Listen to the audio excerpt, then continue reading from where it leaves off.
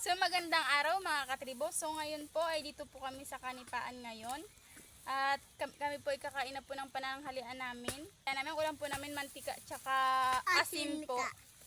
Asin mantika daw. Asin tsaka mantika po. So masarap po mag-ulam ng asin mantika lalo na po dito tayo sa Kanipaan. Kabali-balilan po. Is masarap.